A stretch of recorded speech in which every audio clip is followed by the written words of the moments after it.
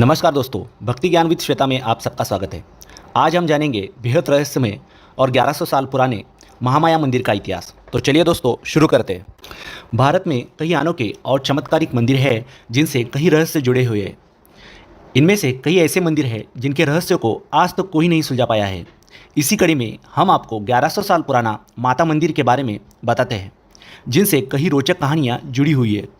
यह चमत्कारिक मंदिर झारखंड के गुमला जिले में स्थित है। गुमला जिला मुख्यालय से 26 किलोमीटर दूर घाघरा प्रखंड के हापामुनि गांव में स्थित है।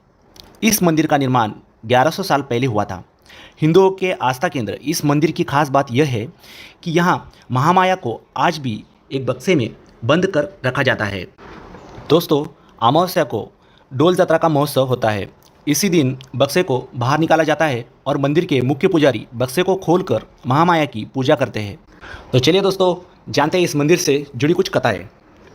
तो चलिए दोस्तों आगे जानते हैं कि आखिर क्यों मूर्ति को खुली आंखों से नहीं देख सकते।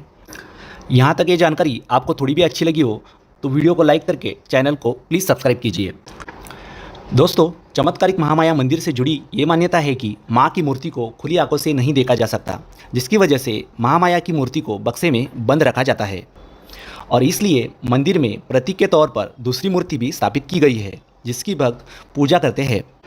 अमावस्या को यहाँ पर हर साल डोल जत्रा महोत्सव का आयोजन होता है। इस दौरान बक्से को मंदिर के बाहर चबूतरा पर रखा जाता है और इसके बाद मंदिर के मुख्य पुजारी माता की पूजा करते हैं। लेकिन पूजा करते समय पुजारी की आंखों पर पट्टी बांधी दी जाती है। मंदिर के पुजारी विशेष अवसर पर इस पूजा को संपन्न करते हैं। तो दोस्तों जान लेते हैं क्या है मंदिर का इतिहास। बताया जाता है कि प्रसिद्ध महामाया मंदिर का इतिहास लरका आंदोलन से जुड़ा हुआ है। स्थानिक लोग बताते हैं कि हापामुनि गांव का एक व्यक्ति जिसका नाम बरजूराम था, वह मां के मंदिर में पूजा कर रहा था। उसी समय बाहरी लोगों ने यहां हमला कर दिया और बरजूराम की पत्नी बच्चे को मार दिया। बरजू के दोस्त राधोराम ने बरजू को बताया कि उसकी पत्नी और बच्चों की हत्या हो गई है। इसके बाद राधोराम ने महामाया की शक्ति का उपयोग करके हमलावरों से लड़ाई की। तब माँ ने प्रकट होकर राधो से कहा कि तुम अकेले इन आक्रमणकारियों से लड़ नहीं सकते, लेकिन तुम पीछे देखोगे तो तुम्हारा सिर धड़ से अलग हो जाएगा। दोस्तों, माँ भगवती की कृपा से राधोराम अपनी तलवार से हमलावरों पर विजय पाने लगा, लेकिन उसने जैसे ही पीछे मुड़कर देखा उसका सिर धड़ से अलग हो गया। राधोराम जिस स्थान पर पूजा करता था उसी जगह पर आज उन दोनों की समाधि है। मुख्य मंदिर आज भी खपरेल का ही बना हुआ है। मंदिर में कई देवी देवताओं की प्रतिमा है। तो चलिए दोस्तों अब जानते हैं कैसे भूतों को किया गया था समाप्त। महामाया मंदिर के बारे में बताया जाता है कि हापामुनि गांव में 1100 साल पहले यहाँ पर एक मुनि आए हुए थे। वह बहुत ही कम बातें करते थे। मुंडा जाति के लोग उनको हप्पा मुनि कहकर पुकारते थे। मुंडा भाषा में हप्पा का मतलब होता है चुप रहना। मुनि के नाम पर ही इस गांव का नाम हप्पा मुनि पड़ा था, लेकिन गांव का नाम बदलकर बाद में हापामुनि गांव कर दिया गया था। मांडर थाना क्षेत्र में दक्षिणी कोयल नदी है, जहाँ एक विशाल दह है। इस दह को लोग बिहार दह के नाम से जानते थे। लोग ये भी कहते हैं कि यहाँ पर हीरे एवं मोती मिलते हैं। बहुत ही पुरानी बात है जहाँ लोग कहते हैं कि मोती की खोज करने गए हजारों लोग दह में डूबकर मर गए।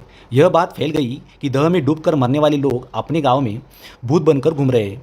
हप्पामुनि के निर्देश पर वहाँ के नागमोशी राजा ने माँ भगवती को लाने के लिए विंध्याचल चले गए। राजा ने विंध्याचल में 3 साल तक माँ भगवती की तपस्या की। तपस्या के बाद राजा माँ भगवती के इष्ट को लेकर पैदल आ रहे थे।